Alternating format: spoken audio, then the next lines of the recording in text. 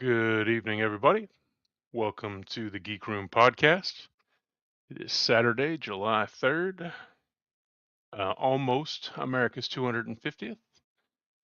Tonight, I got friends with us, and we're going to be talking about JoeFest 26 recap. So let's get them in. I got two of the three of them. We have Mathrick. Good evening, sir. Hey, man. And we have Firefly. Good evening, sir. Good evening. And we already got Nate in the chat. Welcome. Hey, Hello, Nate. sir. Hey, Nate. Hopefully we'll get Voltar here soon as he maybe tries his new StreamYard guest app. See how that goes. I hope it goes better than his past attempts to join. So how's everybody been? Rested up? It's been a week now. Yeah, back to the grind at work. Yeah. I have not gone back to work yet. I've actually been off this whole time. Nice. Your sunrise this morning was beautiful. Yeah, I'm paying for it now. I was like driving to the beach at 3 a.m. So yeah, we could get parking. So it was, but yeah, it was incredible. It's very, it's definitely beautiful. my happy spot. Can't wait to 4 years tops, 3 years best case, 4 years tops before I move to the beach. Cannot wait. It's gonna be awesome. Gonna have to start researching the moisture effect on action figures. That's right. You'll have to have a special. Hey, if you're an opener, there's a lot less to worry about. Yeah, that's true. Very true. Very true. Now all those board games and card games and books and comics. And I gotta tell you, I got that that Mission Cobra game came in yesterday. Still reading through. There's so much stuff there. I decided to not even open the not even to open the expansion packs. I'm just gonna focus on the core game so I can figure it out. There's still just a ton of stuff in that box, man. It looks like it's gonna be a lot of fun though. And I'll say, just in general, the quality feels so much better than the Mission Critical from Renegade. Now JoeFest is over. What are you guys excited and hope for from SDCC? Good question, man. Good question. Man, I'm oh, go ahead, man. No, go. You fire, man. I was gonna say I didn't quite get I didn't catch the release date for that Lara Croft crossover figure, but I'm actually kind of excited about that one. Is that when I feel like they were going to announce pre-orders at the SDCC, but maybe I caught that incorrectly. What I heard was pre-orders on July 23rd. Is that the SDCC figure? I would. One of them. Yeah, seems like that would be higher demand. I think it's pre-ordered July 23rd, but doesn't get released. Let's hope everybody gets one. Yeah, I don't think it gets released until New York though. I think the figures they're going to have on site at SDCC will be the Shipwreck and Officer Deming, or I can't remember her name, and then the Fatal Fluffy. Yeah. So it'll be interesting to see. A lot of people are going to be wanting that Fatal Fluffy. I think so. Yeah, it's going to be popular. I think it's going to be interesting because a lot of people are like, that looks dumb. Shipwreck and Cadet Deming are kind of a deep cut. So. Yeah. Yeah, but I don't know. Everything Sunbow seems to get bought up pretty fast, so I don't know. That's what I was going to say. Well, yeah. They edited the panel so I can or whatever. Can you not hear me? Curtis, but I can't hear Justin. Oh, weird. Curtis, can you hear me? Yeah, I can hear you just fine. Okay. I can hear you. That's weird. You can hear me, but I can't hear Justin. I'm going to pop back out again. All right. We'll be right back. So that panel that Cadet Deming and Shipwreck comes with, they put rings on the top of it for the mass device elements to sit in. That's kind of cool. I'm still not buying it, but it's kind of cool. Yeah. I come home from JoeFest and I'm always like, I feel a little bit overloaded right now. I'm not sure. I'm not sure how much I'm going to be willing to spend on SDCC exclusives, but Yeah. plus JoeJoe June right into JoeFest, I think kind of start looking at the bills and thinking maybe I need to take it easy. It's funny. I thought I did better this year until I got home and totaled it all out and realized I did not. Yeah, So I had the same. I mean, as far as like buying stuff on the floor, I did okay, but just all the eating out and hotels and everything kind of added up. Yeah. So That's what I extended 2 more nights than the rest of you, so maybe that's part of it too. yeah. Bobby, my understanding is, these two are going to be on hand, but then the pre-order for Lara Croft is supposed to drop at the same time. But she doesn't release till Nate's correct. She doesn't release until New York Comic Con. Okay. But yeah, following JoeFest, I'm not sure I can get in on any fourth sales. Yeah, amen. And I've been getting emails all day from all the places that I typically buy from. 4th of July, 4th of July. I'm like, nope, I'm done. I'm good for a while. Yeah, I had my fingers crossed nothing, that Super 7 wouldn't drop anything afterward, or some of these other places. I haven't even caught up. Didn't get the Turtles O-rings yet. I haven't ordered the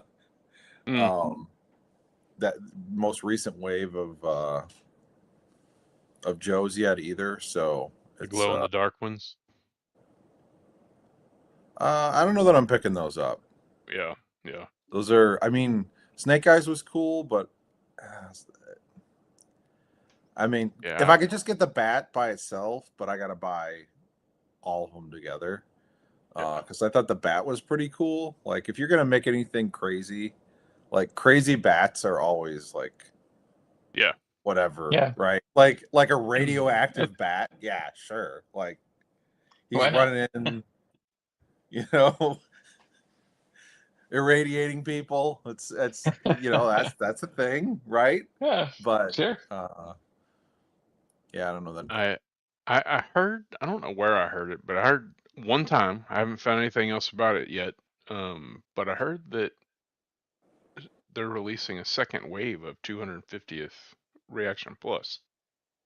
Huh? Yeah, Brian announced that with some streamer on one of the days at JoeFest. He came and interviewed Brian at the booth, and he said, we're going to be doing a second wave. So I'm just it'd be saying, interesting to see who he picked for that other wave, or they picked. If I get a red, white, and blue Cobra Commander, I will be in hog heaven. Yeah. It'd be pretty great. Would be amazing. Would be nice if they did at least one Cobra.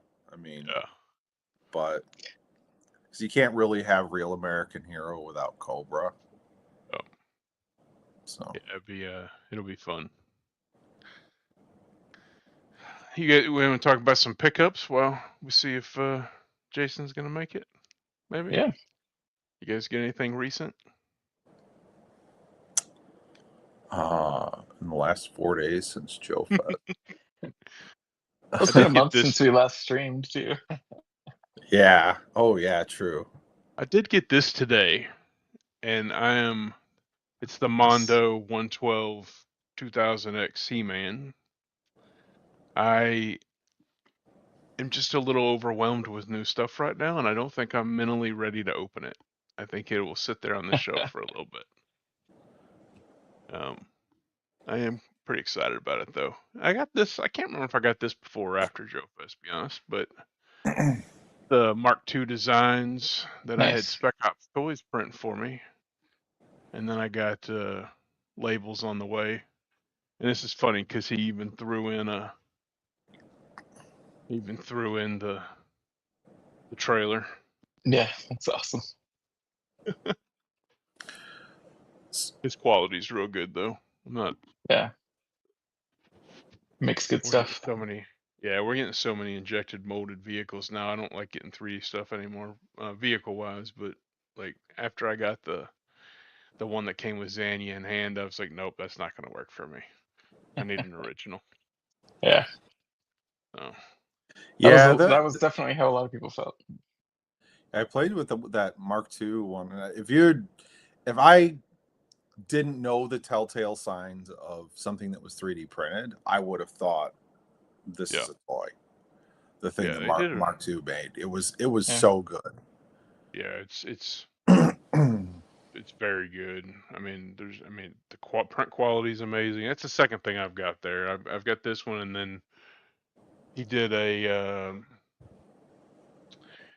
Dreadnought tricycle. Oh, really? He did that for me. About a year and a half, maybe 2 years ago. Oh, okay. But I had it done in ground assault colors instead of the standard colors, and it's a lot of fun. Again, very, very good quality. Nice. Is he gonna be assembly required this year? I haven't heard, but I would imagine so. I think he did pretty well last year. Talking about doing well, I total random, as I was walking up on Top Fun's booth on Sunday at JoeFest, like right before I left anyway, so we're talking probably around lunchtime. He was telling somebody that last year he only had 3,000 in sales, but this year he had 5,000 in sales. Wow. So a lot of people bought little pew pews from Top I bought Fun. 3 from him, so yeah. Yeah. I just thought of something that I did actually get since the last time we streamed. I'm gonna try to turn my laptop and show you guys. Okay. But all right, I got this. Oh yeah, nice. Yeah, this so jungle. I've shown some pictures on the server, but this jungle dino thing. Gave my wife the Velociraptor because she loves anything dinosaurs or lizards or any of that stuff, or really animals. Like anytime something comes with an animal that's either not Joe scale or just otherwise, she gets the extra bonus, right? awesome. But I've set it up with my Python Patrol. I'm gonna try to turn my screen here, but you can kind of see it there. Looks so good On the second shelf. Yeah. I mean, it's perfect for Python Patrol too. Man. Yeah, so I'm gonna try and get some lighting and a backdrop, but it's really cool. It's surprisingly detailed, and then so I didn't realize this, but the Schleich figures are 118. Like the figure itself is it's actually the size of an O-ring figure. That's pretty cool. So I've been looking at some other stuff, and there was something on eBay that I saw that was a giant crocodile head, like rock crocodile head with this kind of like base thing built around it. So I'm going to be looking for that probably and see if I can do something with Crocmaster, because it's like a whole crocodile themed little thing. So yes. Oh, look at there. Migs. Hey, Migs. That crocodile playset that's got Sunbow Adventures episode written all over it, right? That's awesome. Yeah, it's going to be interesting. Let's see if I can get my hands on that. Yeah, that's fun. Yeah, I'm waiting for Transformers Onslaught, which I've been waiting a long time for that figure. He's the leader of the Combaticons. But next time, because he's coming in the mail, and that's like my big. Of course, it had to drop while I was at JoeFest, right? So if I didn't spend enough money at JoeFest, this is like, come on, let's add fuel to that fire. Get that, Migs. I blame you. Nice. He was there in spirit. He was. He was like, let's get that wallet down, right? That's right. Did that Secto Viper find a home on the shelf yet? So the count is up to. You have to forgive me because the last guy didn't want to hold his gun. The count is up to 4. Look at those beautiful bubble heads. That's amazing. 4 Secto Vipers. Very cool. But that was going to be part of my JoeFest pickups, but we'll talk about that. Well, Jason said he was running behind, had some family things come up, so I guess we can go ahead and dive in, and then well, if he makes makes it, then we'll do a little special aside with him, and he can get to showcase all of his Joe finds. Yeah. He had some cool stuff this year, for sure. And no Sky Strikers. I'm still amazed. Somehow he snuck out of the con with that one. Yeah. But he did pick up. Well, I don't want to spoil his if he joins, so I won't talk about what he picked up. So what, Matthew? Let's start with you. What was your favorite thing of JoeFest this year? I mean, my favorite overall thing was just all the social aspect, hanging out with everybody, talking to. Yes. I mean, I didn't talk very much to Lenny, but it was cool to meet him and hear the stories about him being out in the lobby till 4:30 a.m. Yeah. But yeah, there's cool. something magical about that lobby after hours on Friday and Saturday. It's a very happening, excited place. Yeah, I've noticed that he is much more active on IG now than he was when he was at Hasbro. That's cool. Yeah, I'm seeing him like posts and comment on stuff and things like that. And he would post, obviously, renders or drawings or whatnot, but he'd never engaged anywhere. But now he is, so that's pretty cool. I just talked the brief couple minutes I talked to him. He definitely is feeling a lot freer away from Hasbro. So a lot fewer constraints on what he can do. Yeah. Firefly, what about you, sir? Number one, I gotta echo what Curtis said, because I spent so little time on the show floor this year. And I did attend a couple of panels, but most of the time I was too distracted spending time with, all the people that I don't get to see, right? Yeah. Or that I talk to on our lovely server. But face-to-face time is precious, and there's not enough of it, right? Yeah. So, sure. Just talking to all the people that were able to make the show, and old friends from years past, and just it's there's so much catching up to do, and a lot of these people I see twice a year, right? So there's no reason not to talk, but it always seems like we have an endless amount of things to discuss. Yeah. Let's see, it's what it's really become, a chance to see the guys more than walk on the floor. I would agree.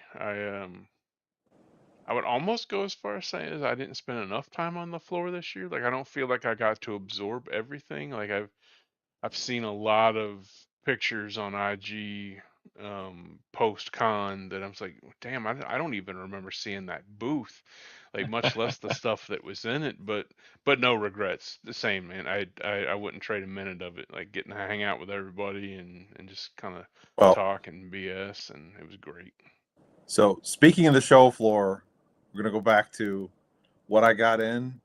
Shout out to you, and shout out to your son for helping me find number 4, because I would have gone away sans Secto Viper had it not been for y'all. So thank you again. Anytime, man. I'm glad it was your money, not mine. Yeah, your son is very helpful. Miggs was there in spirit, guiding the. That's right. I thought I was going to get out with over $100. It didn't happen this time. Man, I'm gonna tell you what, my son, like, once you put him on the prowl, he's got a radar for that stuff, dude. Like, Friday night when we first got there, or maybe it was Saturday night. I can't remember. Did he find it, or did you? I found the bug with one, and then when he realized what I was looking for, he scoped the other one out in the cabinet.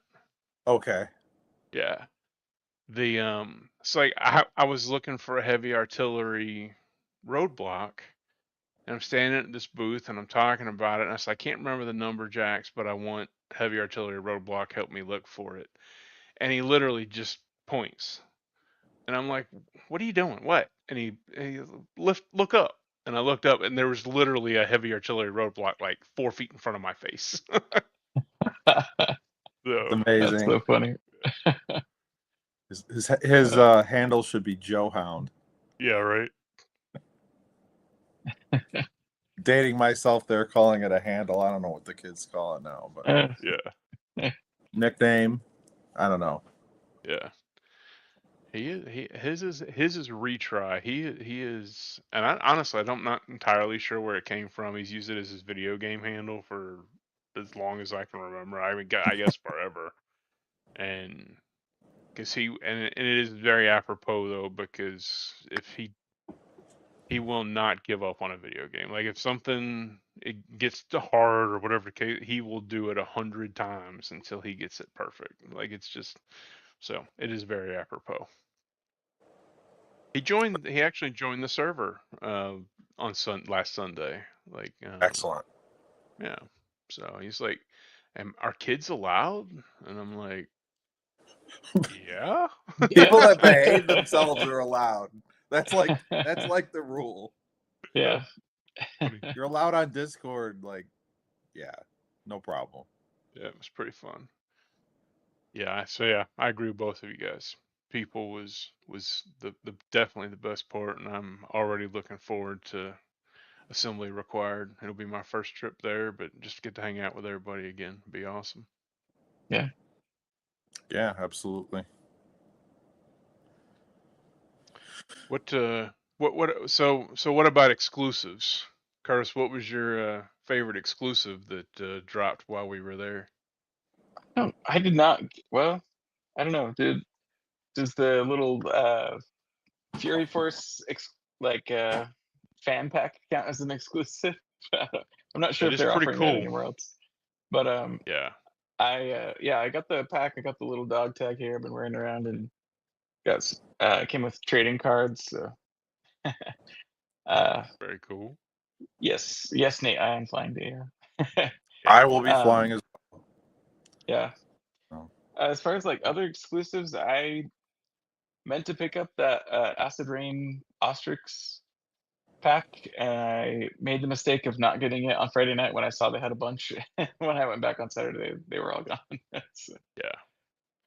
I didn't realize they didn't have a limit on those. So people I must bet they're going for quite a bit on eBay. I haven't checked. Yeah, I haven't either. Like the sale that dropped, was it yesterday? Had a limit of 2. Yeah. So I guess they learned their lesson at JoeFest on no limits. Yeah, I feel like sometimes these vendors go and they're not really quite sure what to expect, whether there will be a high demand or not. So. Yeah. So were there limits on the Elric? So yeah, so it was 1. So when that thing dropped, I can't remember. Zolocon, I think, was the first con it was at, and every con since then that they've been to, it's been a limit of 1, but they only take like 20 pieces to each con. Right. So, and then I heard, not last night, I think it was the night before, that they're going to do the same for Titan Toy. That's the last con they're bringing him to, and they're actually going to use their reservation system for him, which worked out very well with the Dravarthi Sentinel, the JoeFest con first, because, and we didn't even know what it was. Like we didn't even, we knew a name, but we didn't. All we had was the tease. We didn't even know what it looked like. But you go on to their website and you can reserve it. No money, nothing like that. Like you're just getting a reservation, and it gives you a QR code to take to the booth. And if, as long as you have a QR code, you're guaranteed the opportunity to buy one. But you're not obligated. If you see it, decide you don't want it, then you just don't get it. So how does that work? Like, you said you had your reservation. Like, is it specific to? Do you have to be part of a club thing, or Nope. how does that? It's first come first serve. Like as long as you can get your reservation in. Like if there's 20 figures, it'll only take 20 reservations, right? So you just got to Right. get it in first. Standard checkout. Um, it just doesn't cost you anything. I mean, it even runs through shop. It was interesting when I did the one for the JoeFest con first. I just thought you were like submitting your name or whatever, and maybe they'd send you an email, but it actually took me out through the shop app to check out and everything just like normal. There's just no cost to it. So And you're guaranteed a figure if you make it to the show, then? as long as you have the QR code from the reservation, yeah. That's awesome. Yeah. And then I guess there was people that either didn't claim the reservation or maybe it didn't do as well as people think, or they just brought more, because Jax went, he didn't have a reservation, and he went on Saturday afternoon right before it was over and asked if he was allowed to get one, and they said that Ronaldo's response to him was, "We can have two if you want," and he was like, "Okay," and I'm like, seriously? So I got my two that I had reserved, but then he also got two without reservation. So To Elric's. No. The Dravarthi Sentinels. Okay. Yeah. The Dravarthi Sentinel was the one that dropped at JoeFest. Okay. And then, yeah, the Elrics were sold in minutes. Yeah. They had a camera. They did a stream. I think they posted it after the fact, but they did a camera of like when the show went live, and in seconds there was a line all the way down the aisle in the way of the camera, and you could just watch the stock of the Elric gone, one. So it's insane to me. Yeah. For something that was on. Hey, how's it going? yeah, buddy. Hey, Welcome. thank you for your service, Welcome. Very much. Jeez. Oh, I like that QR code reservation. You're welcome. Do that. Yeah, it's interesting, these guys talking about these QR codes, because yeah, it's definitely, the feedback has definitely been a mixed bag with folks on whether they like it or not. And to me, it's just, I like it just because it removes the stress. Like, I either get it or I don't, and if I don't, I'm moving on to something else. Like, you know what I mean? And if I do, I don't have to think about it anymore. So yeah. Well, I mean, when it's if you're picking up for somebody else, that like double sucks, right? Like, even if you're not that invested in the figure, like the fact that you have to tell somebody, I couldn't pick it up for you. You know, that it just feels terrible. Yeah. So yeah, having that QR system is really nice to just be like, yes, I'll make it to the show and I'll pick up your thing. Oh, that's awful. That's great. Yeah, I am. So yeah, I'm gonna try. They're gonna use that reservation system for Titan toys, so I'm gonna try to reserve one for Owls, and hopefully I can get one for him, and we'll go from there. Because they've got another system that they use too, but I think this is a con thing, because with the VIP ticket, there was two levels of VIP ticket for Titan Toy. There was the standard like VIP weekend or whatever, and then there was the VIP Plus, which includes a Savage Crucible exclusive, con exclusive figure. Again, we don't know what it is, but as long as you buy your pass, you're guaranteed the ticket. So I just give them, I guess, not just Savage Crucible. And which con is that? A lot of these toy companies. That's Titan Toy in Nashville. I think it's cool these companies are trying new things to try to make things work, rather than just the mad dash line to the as soon as the gates open, you know. My experience with QR code was SDCC with Mindbender. Had a 6-month-old, had to jump through a bunch of obstacles to get in because of California. Go to the Pulse booth within the first 15 minutes. Emily told me they passed out all the QR codes they had for the day. Come back tomorrow. Oh, that sucks, man. Yeah. Definitely heard bad things about the Dr. Mindbender rollout. Yeah. That was the first real exclusive they had, right? Though, I mean, like that. I think previous ones were not super high demand. They were like some kind of redeco or something. But that Mindbender, when it hit, was like everybody wanted that thing, right? Yeah, I think Snake Supreme was the first one. He was pretty much the first. Yeah, that's right. Yeah, Snake Supreme was. Because he was out the same year as the Hellfire Club 4-pack. Yeah. And then, of course, Snake Supreme, he's got a little bit of differences. Yeah, but then they followed up, 3 months later or whatever, with Serpentor. So, like, yeah, you got Mindbender and Serpentor, like, 3 months apart. Yeah, if those matching boxes, too. Yeah. If Serpentor fans really don't want to be missing Mindbender. Like, there are Serpentor fans? Yeah, I mean, people bought Serpentor, right? I mean, I'll tell you they guys, bought him out. I can't believe they have not done a retro card. I mean, I don't think they'll ever do another Air Chariot. Like, I think that ship sailed. But the fact they haven't re-released that figure on a retro card yet, it's just what's it been, 4 years? Well, weren't there quite? I seem to remember there being quite a few complaints about the figure itself. So they might be garbage. Doing retool. Yeah. Oh, it's a garbage figure. Yeah, like the Air Chariot's fantastic, but the Serpentor figure itself is garbage. It's got like a janky hip and maybe they're thinking there's not enough Serpentor fans to do another run. Like, may as well just do Hooded Cobra Commander instead, because you'll sell that. Yeah. What would you rather have? Hooded Cobra, if you had to only pick one. A Serpentor or Hooded Cobra Commander? Oh, yeah. Come on now. So going back to Bobby's question from earlier in the show about the SDCC, now that Hasbro has announced their official Hooded Cobra Commander, this is the year Mezco should drop their Hooded Cobra Commander figure at SDCC. Let's create a little competition there. Shit.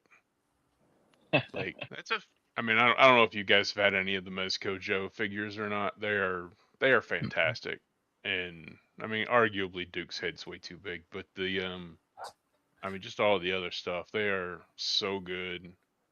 And the line just stopped, like nothing, nothing coming.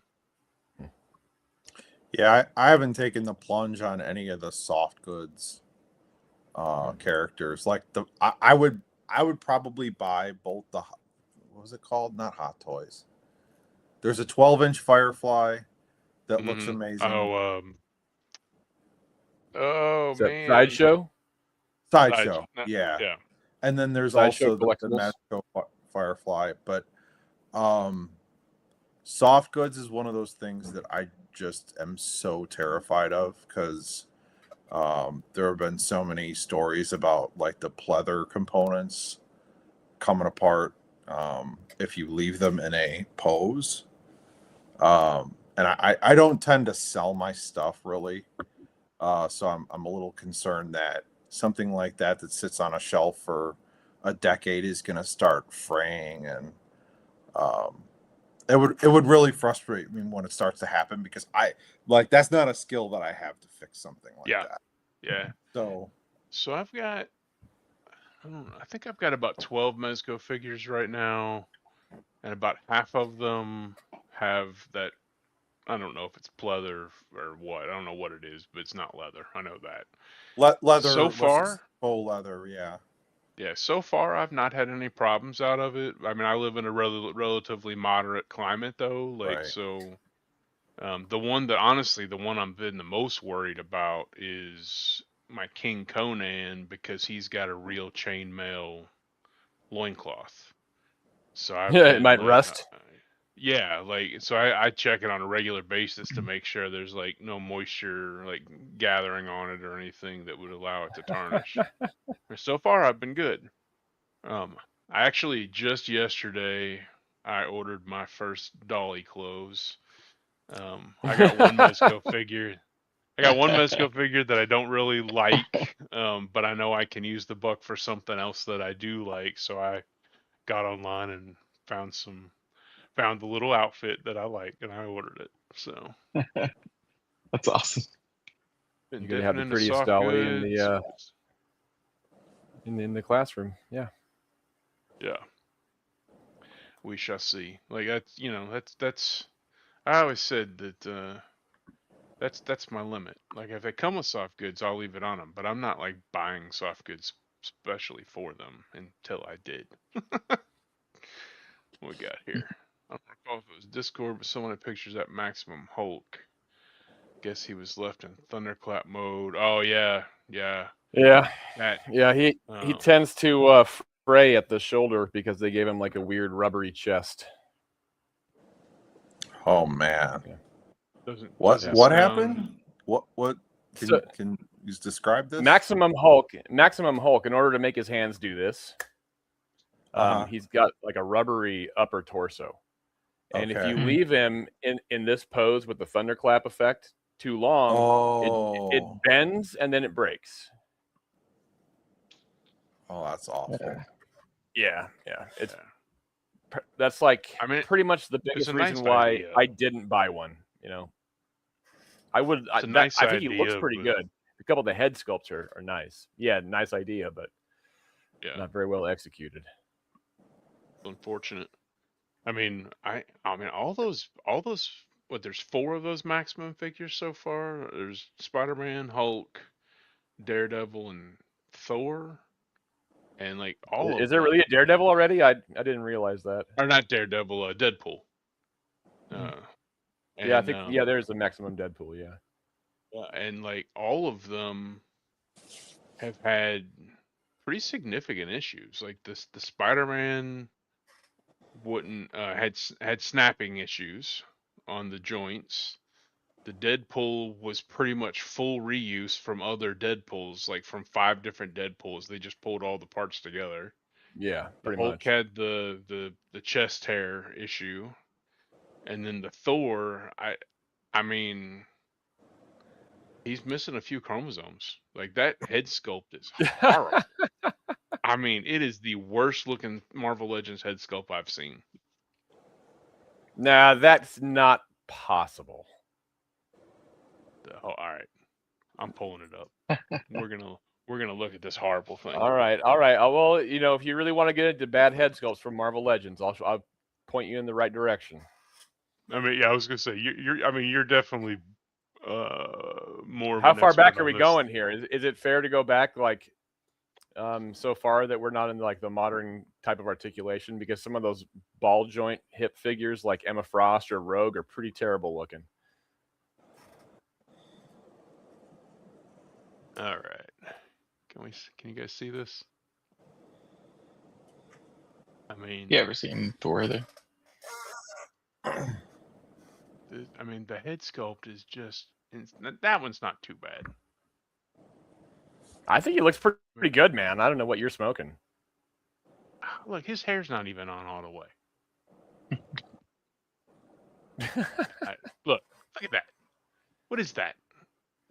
I mean, is that an homage to a comic? Like, it's so specific. Like, it's got a. Oh, geez, I got fireworks going on outside my office. It's so specific. It's got to be like focused on a certain comic or a certain artist or something. It's got to be. Yeah, pretty sure it is. It's kind of a weird head. Yeah. I like the turtle. There we go. He's a real modern Thor. Yeah. Very bizarre. I just can't handle it. So we gotta catch up with you, Voltar. What was your favorite part of JoeFest this year? We already talked about it with the other guys. Geez, I don't know. you know me, I just like to wander around and look at different stuff for sale. The lobby swap was crazy on Friday night, and I gotta say, like, there was a guy there that had some of those things that you don't really ever see, like carded superhero from Fun School India. So just really some of the really rare stuff being out there and available, and it in what seemed like fairly large numbers, I would say, is probably my favorite thing about it. Because there's a lot of stuff. There was a guy that had like 5 or 6 Crimson Attack tanks. Oh yeah, I saw that one. They wanted $4.25 for him. That is insane. Yeah. After our 1988 I mean, episode, I paid $350 for mine. If they, after our 1988 episode, if they run, I almost fell down that Fun School path. Like I don't remember who it was we went and looked at. Maybe it was Beachhead or something. I don't remember. But I went off on this tangent of looking at Fun School variants, and I almost. You were gonna buy Whitmill just to fuck with me, weren't you? I was. And I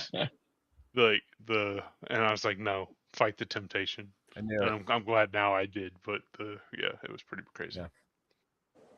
All right, so Firefly, I think we were on you. What was your favorite exclusive from that you saw at JoeFest? Exclusive to JoeFest or just exclusives in general? To JoeFest, like something that dropped or was announced. I mean, I don't have it with me, but truth be told, that pin of Ninja Force that spins is just so silly. Like, so I did get exclusives at the Super 7 booth, but it wasn't figures. It was that Ninja Force pin, and the Storm Shadow shirt, for whatever reason, just reminded me of the marketing from 1988, which was probably the year that I was most cogent of all that stuff when I was a kid, because I was a little young or paying attention to other properties in the previous years. But 1988 was probably the year that I was like, looking for lunch boxes and stuff for school, and that Storm Shadow version 2 was in a lot of things that were not like the main guy, but like he was on the little magnets, he was on t-shirts and other stuff, and the art style like really reminded me of that marketing. So those two things for me. I'm sure there were a ton of things. I also don't know if they were exclusive to JoeFest, but one of the artists for I think they might have been, because he said he only had 20 copies of each. So I'm going to count this as a JoeFest exclusive. But the retailer exclusive covers of the Silent Missions. So I've got the Firefly, sweet. And then I've got Copperhead. So they were, he had them available for signing, and I couldn't decide whether I wanted them signed or not, so I just forgot. And no, but he said he only had 20 copies, and that was it. That's all the retailer gave him. And he already had sold out of, some of them. So they were, I guess they were a JoeFest exclusive. It's the closest thing I could come to. But cool. Yeah, they're pretty. Those are my favorite exclusives. I gotta say that I think all of the Silent Missions were pretty good, but the Cobra ones were fantastic this year in that wave of whatever. I think there's some bias there because we just don't get enough focus on like Cobra characters, right? Like especially like the Crimson Guard and these two. Like, because we see a lot of Destro, a lot of Baroness, a lot of Cobra Commander, but other characters like Major Blood, Zartan is the other one they do a lot with, but no Wild Weasel, no Interrogator or Black Star or any of the other Cobra characters that are not Dreadnoks but Cobra. Yeah. Right. Headman. Yeah. Is Headman no? Headman's not Cobra. Headman is Just a drug dealer, right? Isn't Headhunters? I think his faction's Headhunters. I mean, he's got his own little. I mean, Cobra is by definition a mercenary outfit. I'm sure that they contract them to when they need to sell Cobra drugs. Well, I think that was like specifically they didn't do that. Yeah, like in DIC, that was the whole thing with DIC is like the episode. I know everybody laughs. Aha, Falcon's a drug addict, right? But the rest of that episode was a Crimson Guard and a GIJoe team up against the Headhunters. Now Headman has a new bit of a backstory that's coming evil in Classified. Yeah. So the cards were actually here. I'm gonna share this. The cards were actually the evil Headhunters. Yeah, that's true. So I don't know if you guys heard me there because my screen kind of went weird for a second, but Classified has a new backstory for Headman wrapped up with Sundown. And there's apparently an organization called the Lords of the Underworld in Classified. Huh. According to the Classified Sundown file card that you can find online. Uniquely equipped drug fighters and criminals. By default, then Headman is Timmy. Nice. That's great to see them doing more with these older characters. Just anything, Yeah. Totally agree with you, Bobby. Getting an Iron Claw, especially a Lenny version of Iron Claw, would be amazing. The problem with that is he's gone now. Yeah, well, God knows what he's got in the pipeline, though. Well, hopefully. Yeah. Yeah, you know what? I asked him about it, and he said that he had faith in the team that was taken over. So there's a team. Yeah, I thought it was just BMAC and whoever. Maybe he means BMAC. So supposedly they're supposed to do a panel at SDCC introducing the folks that are in design and sculpting now. Cool. For Joe. So that'll be exciting. I mean, you never know. Maybe they've got somebody that's even better than Lenny. Yeah. I mean, those guys were both at the top of their. I mean, they were both in leadership roles. So surely they had a go-to person under them that just wasn't on the streams. Like, you know what I mean? Yeah. Jason, what was your favorite exclusive from JoeFest this year? I got to pick one thing. Oh, nice. You got him? Serpentor. Yeah. Very nice. I don't know, or just the three Cobras, or all three of Glow Patrol, or all six. I mean, yeah. But there is. I just get on it up. Yeah. Very cool. Serpentor, though, good lord, Serpentor in blue and light blue is. He's got Cobra Commander's colors. Yeah. I would say more like a Motor Viper, but that's me. And Cobra Commander in Kansas City Royals uniform. Although the Royals don't have red accents, they would have gold, but it works for me. Close enough, yeah. Someone said Toronto Blue Jays, and I guess technically they do have a little bit of red in their uniform, so maybe that's more accurate. I can't say that I'm upset that I'm not ordering those figures. Glow in the dark's just never been my thing. Like I can say that I'm upset that you're not ordering those figures. So the real question here is: did you order just a set for the wall, or did you buy any to open too? I didn't buy any extra ones. I'm not going to open those guys up. Yeah.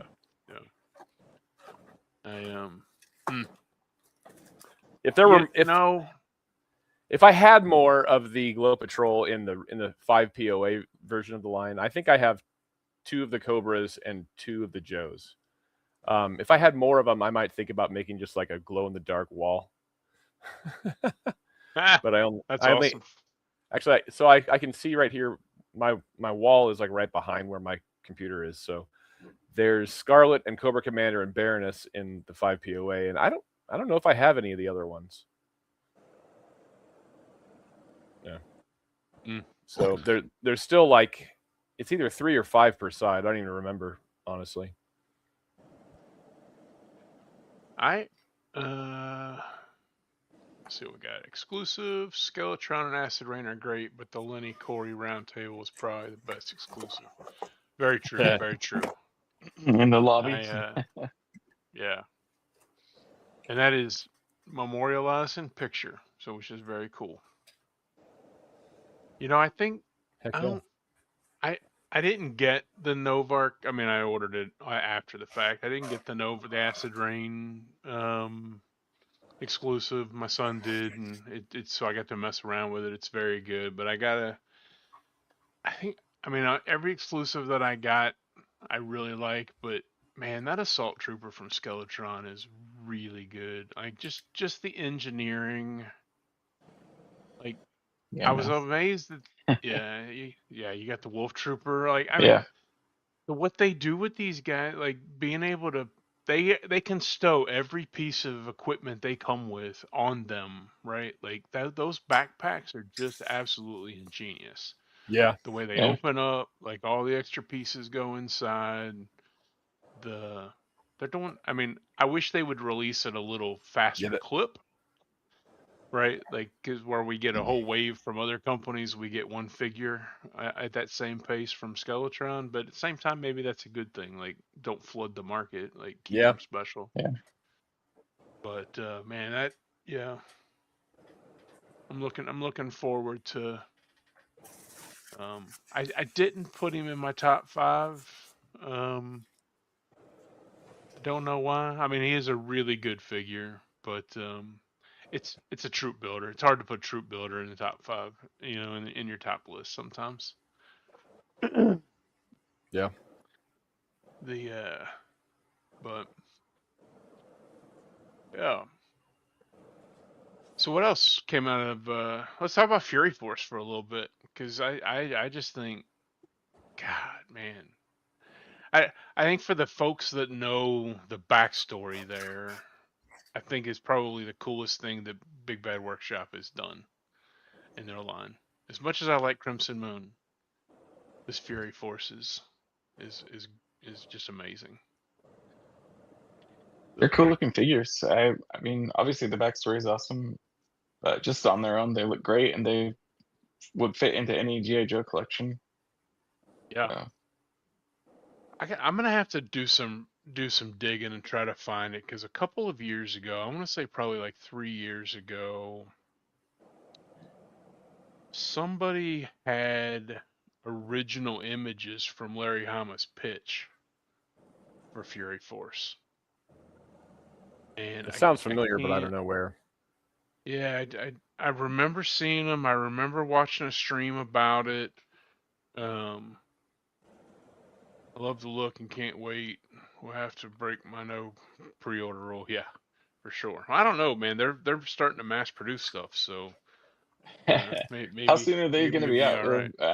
I don't trust Big Bad Workshop very well to keep to pre-order timelines. Yeah, it's kind of. They were the first ones to ship Onslaught, though. Like everybody was waiting for the Transformer like for a long time, and not even Amazon has shipped Onslaught. So they could be turning things around. Who knows? Yeah. Well, you know, their whole deal is they order, like, the manufacturers don't supply them. They order directly from, or the distributors don't supply them. They order directly from the manufacturer. So yeah, they have their own containers and everything else that go directly to them. So yeah, they're in the lottery with the other companies.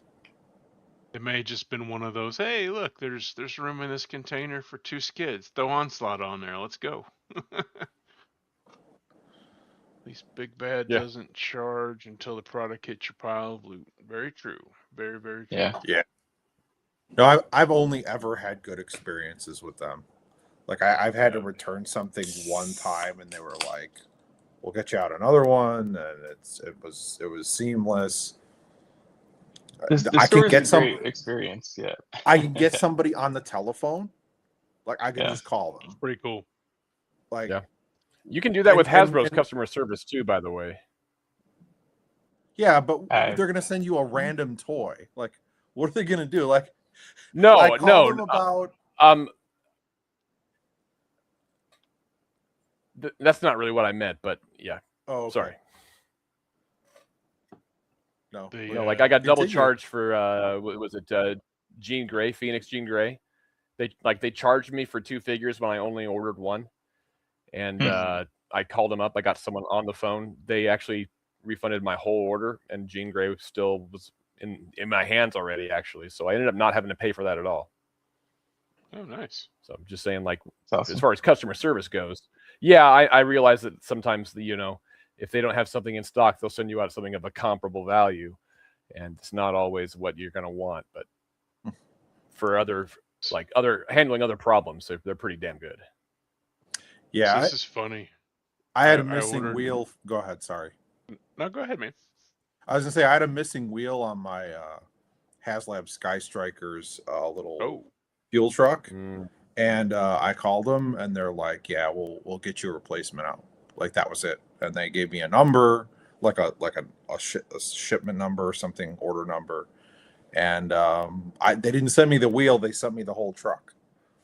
So like the fuel thing. So hey, So what'd you do with the rest of it? Still have it. Nice. So put a mechanic on it. It's a good display. Yeah, piece. yeah. There you go. I about 2 months ago, I ordered these just like cheap little hanging shelves from IKEA. I needed 2 of them, and they showed up, and they were beat to hell and back. I mean, they were just destroyed. They didn't pack them. The box they put them in, it was way too big for them, so they just rattled around in the box the whole time they were being shipped. So I opened a little chat ticket, and they sent out replacements, but this was the funny part. Like, again, I think these shelves were like $25 a piece or something, like 2 of them, $25 each. They made me return them. Like, I'm like, That's weird. seriously? Like, I was just gonna take them down and throw them in the trash, but like, I mean, you want them back? Sure, no problem.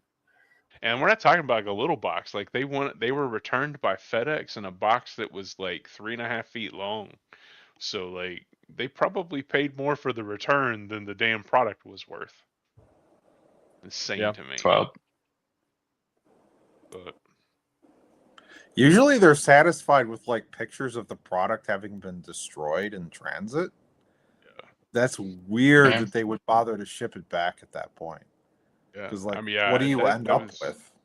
I loaded the pictures to the chat like while the bot was still assigning an agent to it. Like, so I was like, I'm trying to cut through the small talk. Just here are the pictures. Shit's broke. Give me a new one. Like, you know what I mean? Yeah. And yeah, they did, but they wanted them back. It's amazing. Yeah. What? Trying to think. Oh yeah. So Fury Force. I mean, maybe I'll just talk briefly. Just make sure everybody knows what it is, especially Replay Squad, maybe. So Fury Force was Larry Hama's pitch, and it was around 1980. I don't know if it was 79 or 80 for a new Nick Fury led military team, kind of post NAM. What are they doing? Nick Fury Spec Jr., Ops. I believe. Yeah. And but not the Nick Fury Jr. we know and love today. Right. And they passed on it, but then fast forward a couple years, Hasbro came knocking, and he just kind of knocked off the dust and ran with it. I think it's interesting. The funny thing to me, like, as inappropriate, culturally inappropriate as those figures are today, like even like they all have a cigarette hand, and like in those renders. Yeah. Revenant was not called Revenant in the original pitch. He was Spook. It was that character's name.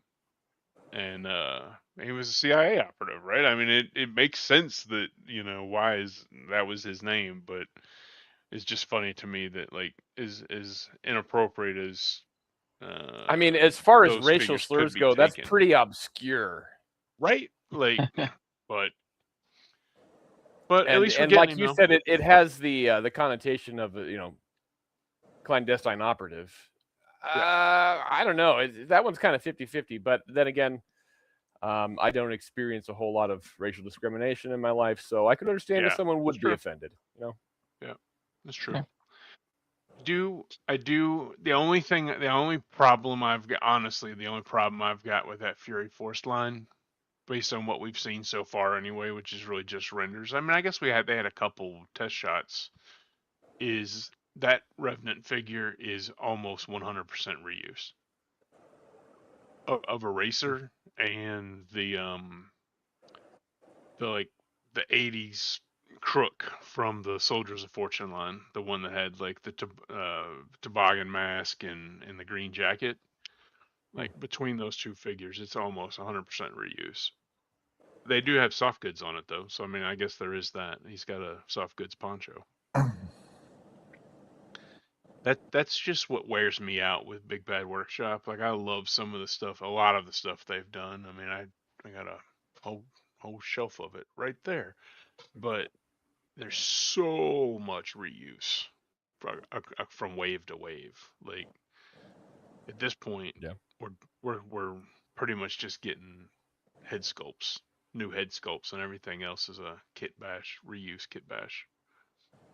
But I think pretty much every O-ring that Skeletron has put out is all reused too, other than head sculpts. And the helmets are a little bit different between the Wolf Trooper and the what's the name of the new one? Zargonaut. Zargonaut, yeah. Yeah. At least with those though, the paint jobs are so different that like it's not obvious. Yeah, that's true. That it's reused.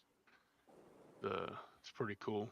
Like, I mean, I will say, the Skeletron 6-inch Assault Trooper, it is, if you take the overlay off of it, it's the Wolf Trooper. I mean, it's the exact same 6-inch figure with different overlay and a different helmet, but that overlay is enough to totally change it. Like, you know, so like that kind of stuff doesn't bother me, but like, some of the Big Bad Workshop stuff just looks the same. It literally looks like someone was sitting at their desk and popped a head off and popped a new head on and be like, oh yeah, let's sell that for $40. So, well, people like building armies with slight variations, so for some people that's not quite so bad. Their soldier, but you know what though? I guess Valverse got pretty bad with it there too for a while. Like the kind of their in between waves where they do the troop builders. Like they had like 4 different troop builders that were literally the exact same figure, just different color scheme. And then Big Bad Workshop did it with their Soldier of Fortune line. There was a 6-figure line, but 4 of the figures were literally the exact same, just different colors. But those colors were cool though. Like I got the red ones for the Crimson Moon stuff, but like the yellow one, and unfortunately you had to buy all 6 of them to get the 6th one, which was the Pimp Daddy Soldier of Fortune, right? That I'm sure we'll see it start popping up in Iron Grenadier photos with folks, because like it's got the leopard print balaclava and the fur boots and stuff. It was pretty funny. Nice. But you had to buy all 6 of the troopers. Like you had to get the whole package to get access to that figure. So no one's troop building that, or at least I hope no one's troop building that.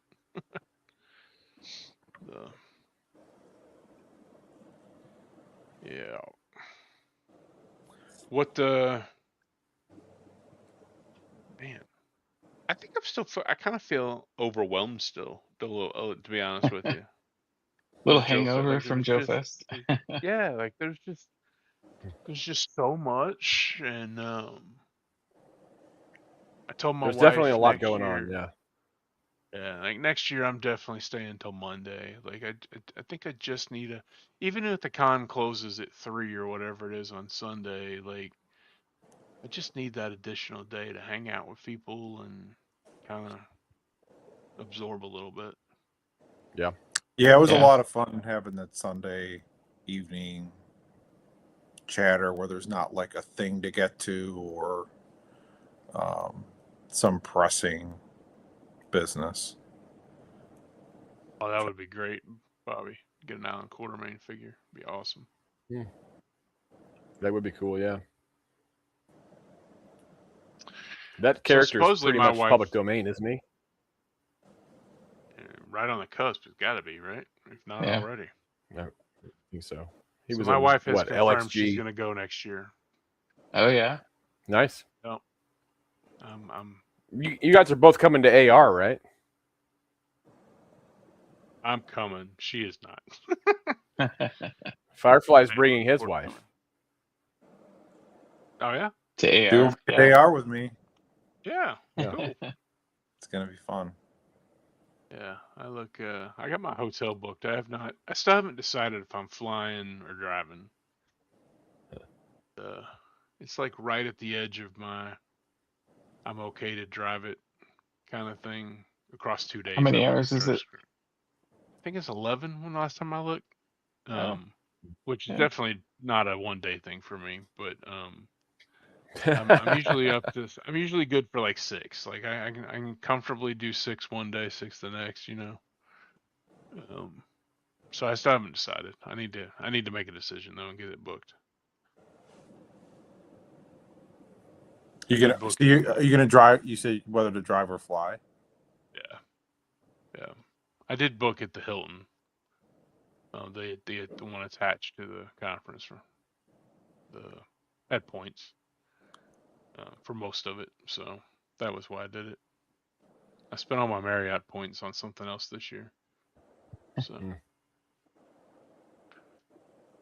you're probably gonna be the only one over there, I guess. Well, from our group. Yeah. I was following that week or so ago when everybody was talking about where they were staying. I'm like, well, yeah. Next year for JoeFest, I think everyone should also think about staying at the hotel that I stay at for that too, because that's like where his tankers go to stay anonymous. Nice. Oh, is that where you had that encounter? Was at your hotel? Yeah.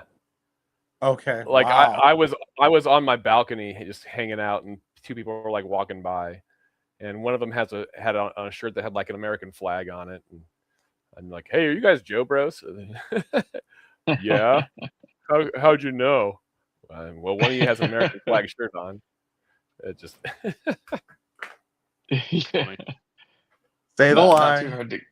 I didn't see any of them there this year, though. So they must have decided that it was too public after I was there last year, and they had to find somewhere else to go and be anonymous. Even further out from the show. Yeah. I mean, it's like a 10-minute drive, but it's really close to the interstate, which is really nice. Well, if I had a car, I would have that option, but 20 hours of driving is not. It's not. That's a lot of driving. You don't want to do that? No, Doug's is like 16, so add 4 hours to Doug driving. Yeah. To JoeFest, and you've got me because I'm 4 hours south of him. Yeah, that's maybe in my 30s. Yeah. So there's a streamer named Zakanen that was at JoeFest, and he lives in Kansas and drove to IshCon first, which was the same weekend as DFW, which was 20 hours. And then 3 weeks later drove to Augusta for JoeFest. I'm like, I would still not be willing to get back in my car after a 20-hour drive to IshCon, much less do it again. It's just too much for me, man.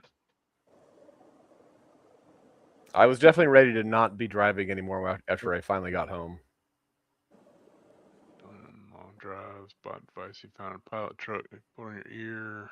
Oh wow. Oh, it's funny. Doesn't work if your head goes side to side. That's funny. Yeah. Here's something that Firefly and I were talking about at the con the other day. I'm gonna probably have to find like some time to pass it on to someone else. Oh, that's the funny. moped. Yeah. What is that from? That's awesome. It's a Wow Girls Vespa from Leonard Toys. Nice. Yeah. So I used that because I sent him some bug parts, Yeah. and I think some Sky Striker bits too. And it was Yeah. to support the box. I'm like, what can I put in here to just be like belligerent through the mail, right? And he got the Wow Girls Vespa. Did you get that general set up in your toy room yet? It's still on my dining room table, as a matter of fact. It's awesome that it actually worked, man, after you cleaned the contacts. Yeah. Apparently, that's like the common problem with pretty much every GIJoe General is that the on-off switch just gets worn out. So all we did was, I've got a friend who's a guitar player, and he's got solution that you spray inside of your boards to clean the contact or foot pedals, switch pedals. So he said, yeah, we'll just spray this in there and then let it dry out and then see what happens and put it back together. And awesome. Gosh darn it if it didn't work. That's awesome. Very cool. I get so worried about even modern vehicles that take batteries, like the Rumbler and the Classified Hiss. Like, I'll put them in, do whatever photo shoot I want to do with them, with the lights on, and then immediately take them back out. Like, I just get so petrified. I mean, they're pretty safe if you just make sure that you set a yearly reminder or something. Like the 4th of July is a good time to do it because it's a memorable day. Don't make it your birthday because you're going to be too busy doing other stuff. Maybe not 4th of July, but think about it like you want to do it July 1st or whatever. 4th of July is good. Shit's already blowing up. Why not have batteries blow up? There you go. Yeah. And then yet another reason not to keep your action figures in the garage. Yeah. There you go. Yeah. Just remember to flag day. Yeah. There you go. Smart. That's every day at my house, though. Nice. I've got it. I will say, talking about exclusives from JoeFest, that GI Customs, God, that's so cool. That GI Customs, like where he just did the tower. Yeah. And he was selling 10 of those only. That's pretty sweet. Yeah, he did 10 online and then 10 at the con. I was going to do it. The thing that stopped me is the thing that makes his work look so good is the paint jobs. But those pieces aren't going to be painted like that because the weathering runs, like on the one that was there, the weathering runs from one piece to the next, and he'll have no way to do it, right? Because it's going to be printed one piece a month. Sure. And I was like, well, I'm certainly not going to pay $2,500 all at one time for it, and I don't want it if it doesn't have that kind of weathered painting on it. So I passed, but it looked very good. He did a very good job on it. So do you think that I'm gonna jump in here? Do you think now that people have seen that, would that fly as a HasLab? No. Oh, no. I think the tower would, like a modular tower like that. I definitely think the tower would. For how much money? Well, I mean, I've said all along that if they would break the tear drum up into like pies, like 1/8 pies that were modular. So like if you could just put it in a corner, buy 2 or 3 pieces if you had space, or buy it all if you had the space or whatever, I think it would sell like crazy. Well, I suppose, that is not bigger than Unicron. Yeah, so but how much of Unicron though is the just like the round parts that move, I mean, the HasLab stuff has moved on so much. They could get $800 for that. and they could do it in $800 because 2500 is all like handmade. Yeah. People if you balk at could 500. I mean, for the What? most part, it's hollow. People balk at 500, you know? Yeah. How much Yeah. was Unicron's? Some of those Transformer HasLabs were way more expensive than the The Joes. Unicron was $650, I think. Yeah. Oh, wow. And that was 2019, 2018, something like that. So now with prices going up on everything, I think the flag is such a big deal. Like, you can ask more. Could they get $1,000 for it? Maybe. If they had a small enough, if they're like, okay, we'll do 5,000 of these at $1,000 a piece. If they can make that, like, you see where I'm going with the math. Yeah. It's like, yeah, if they can make a small enough number work, and if that number was like 5,000, 6,000, I think you could. I think you could get it. I do, but it would have to be a small number. The thing is, though, the tower itself, like, didn't have even a Terradrome footprint, and that's the other thing too. Is like, that's something people can display, and it's vertical, like it plays into that whole. I don't have a lot of space. I would like this thing. I have money, but not a lot of space. Right. Yeah. And you're capturing that market. That is the market you want to be in right now, because living spaces are shrinking. A lot of time people with action figures may have a moderate amount of living space, but they filled it with action figures. So here's a thing that's like sits against a wall if you need it to. It can be away from a wall if you don't. Like it, I'm telling you, I think that guy doing what he's doing, and Hasbro is probably watching that very closely to see if they can pull that off. I would absolutely. I mean, injection molded version of that, authentic or not. Like I mean, it could be Ace that did it for all I care. An injection molded version of the command tower or the command deck from the Terradrome, right? Either one, I would pay 1,000 for in a heartbeat. I think this is one of those things that only Hasbro can pull off. I don't disagree. Yeah, I think that's where you have somebody that's like a manufacturing powerhouse, and they can be like, okay, can you do this? They can go to all of their factories and say, can you do this at this price? Yeah. Right. So that's could be. Yeah. But they could. That's the beauty of it with they would have their more own leverage thing. for sure. Yeah. They could be like, we're gonna start this at a time of the year where people maybe like tax season, right?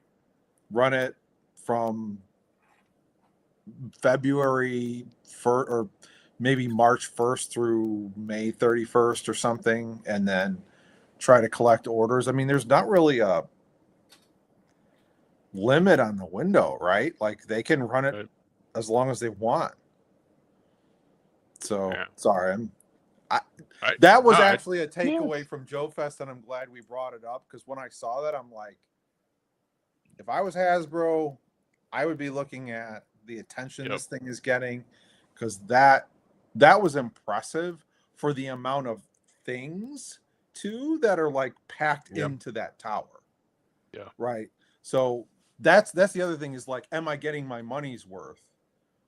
You know, they can start to do that, engineering math, is to go, okay, how do we want this to work, and how can we sell this to the customer? I think there's a lot there. I think that if people are asking about a flag, that is the best chance of Classified getting a reasonable flag, I mean, think about it, man. Like, if they release the command tower, then I couldn't say the word. For the people that had space, it's an easy thing to customize the flight deck and stuff like, you know what I mean? I mean, get a piece of board and cut it down and paint it. Like, I mean, you could turn that into something bigger if you wanted, if you had the space, and then but just put the tower on a shelf or whatever the case may be if you didn't. Well, I think if you're Hasbro, you're using like, I think I've got them here. These guys, you're giving them the rest of the flag like this. Yeah. Right. Yeah. So, yeah, absolutely. Do that. Yep. Yeah, I think. But I think this gives Classified a better chance at getting a real flag. This guy doing what he's doing. Sorry, I interrupted. I think Curtis, you were saying something. No, it will be interesting to see. I just know that if we get a classified flag, that means we're getting classified Sky Strikers, right? So watch out, Voltar. I mean, you would think so, yeah. You're gonna land them. You're gonna land them on the conning tower. No, you gotta Awesome. have the base to go with. Gotta have the play mat. Ace is committed to making a 112 Tomcat. He talks about it on every show he's on. So who was that? Ace at Ramen Toy, yeah. That would be tempting for sure. He's done a pretty good job with his vehicles. So. I've moved on from Sky Strikers. We're on Storm Eagles now, boys. All right. Just because they're smaller. I'm kidding. That's a lie. No, this thing is. I have one, and that's enough. Now, as far as squirt guns go, I guess it leaves a little bit to be desired too. Do you have a night boomer? What's that? Do you have a night boomer? No, I don't. I keep on thinking that sooner or later I'm going to come home from a convention with one. And I've always got one of those big items on my list. Now, interesting thing, the Night Boomer is moving up there in price more than like the General has, I think, which is not too surprising. It's a little bit more rare, I think, but I have the blueprints for a Night Boomer. Nice. Get me. Don't know why. Maybe I'll just go find a shell and I'll make you one. Like a shell of a Night Boomer. No, just find me a Sky Striker, and I'll make you a custom Night Boomer. Oh, I mean, if you need a shell, I've got one sitting right over there. Yeah. Did you guys see the booth that was selling shells for $150? Shells of what? Sky Strikers. No, $150 for a Sky Striker shell. Yeah, Jax actually pointed it out to me, and I said, "Get fucked!" And then I looked up and realized the guy was standing right in front of me when I said it. But you're not getting any discounts there. That's the right thing to say on it. Not happening. I don't know if I can get to mine right now. I've got some stuff in between me and that shell, but it's got the original owner wrote his name on the back side of it, so it's got like Brad written on it in gold paint marker. Nice. It's hysterical. Or maybe it's Brian. I don't know. Yeah. Here's one here too. This one's cleaned up and it's pretty much ready for stickering. It doesn't have the fins on it right now, but that's because I was just storing it on a shelf and I didn't want to put the fins on it. But yeah, it's in real good shape. It's real clean and everything. Yeah. Looks good. Yeah, that one I'm talking about, it's like right here. I think it says Brian actually, but yeah, gold paint marker. And I can't get it off. Yeah, Stone won't take it off. No. There's apparently a market for 118 customs because I got $200 out of that custom Crusader, that Cobra Crusader that I did. Nice. When I purged, I couldn't. Do you still have the booster that I sold you? No, I purged it too. Nice. Coincidentally, I got exactly what I paid you out of it. Nice. Hey, that's great. I don't think Defiance really go down in value a whole lot. Yeah. Yeah, guys, I'm literally down. I have two things left. I have a Pursuit of Cobra Rhino that's complete, and I have a little.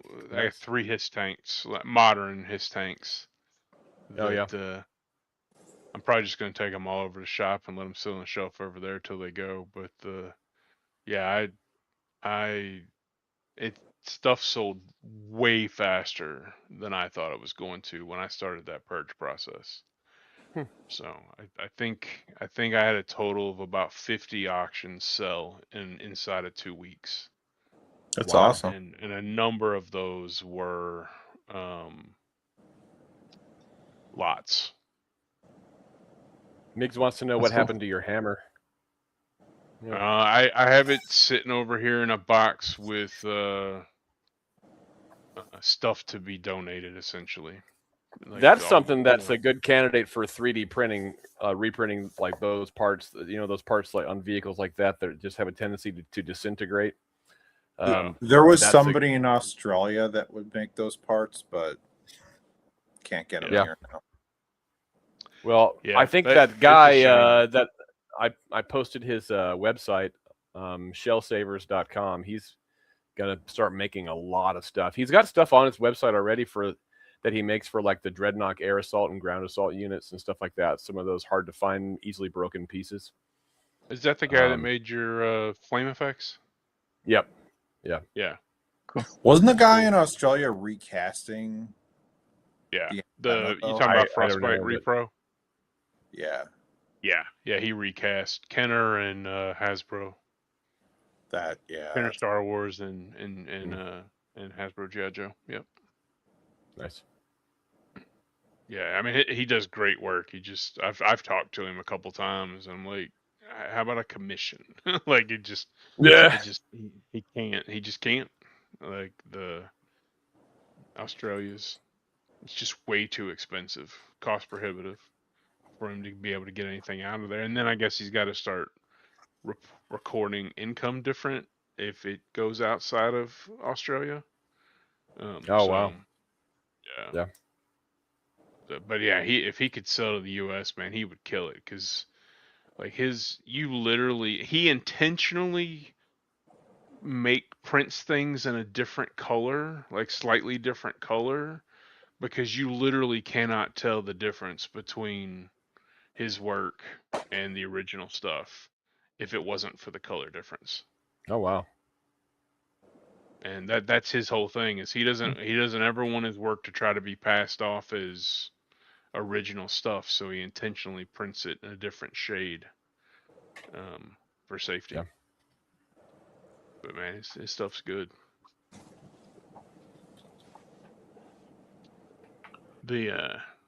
Speaking of the hammer, is anybody considering that gridiron Humvee?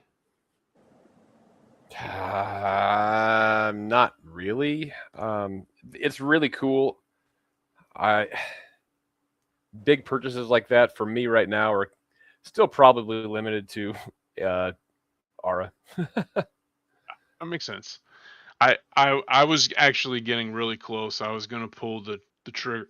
Excuse me. I was gonna pull the trigger on the OD Green, the stripped down one. I didn't want the armor and all that kind of stuff. And then I got a hold of a Miggs Fest, so I held off. Yeah.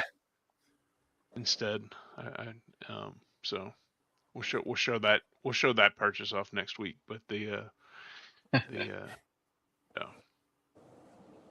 I was so close, but I got the Shadow Hound, and I got the full kit, right? So to be honest, I'm probably $450 into that Shadow Hound. Wow. Because the base was 300, and then I've got all of the add-on packs for it. Fantastic vehicle, but the ATAC was a third of the price. And to be frank, it's a better vehicle. It's injection molded. It has LEDs. Looking for a Shadow Phalanx, then a Hummer. Yeah, that Shadow Phalanx is badass for sure. Probably next year if the HasLab isn't what I want. Well, tell you the next MTO, we're 95% confident that the Thunder Machine. You think they'll announce that at SDCC? Yep.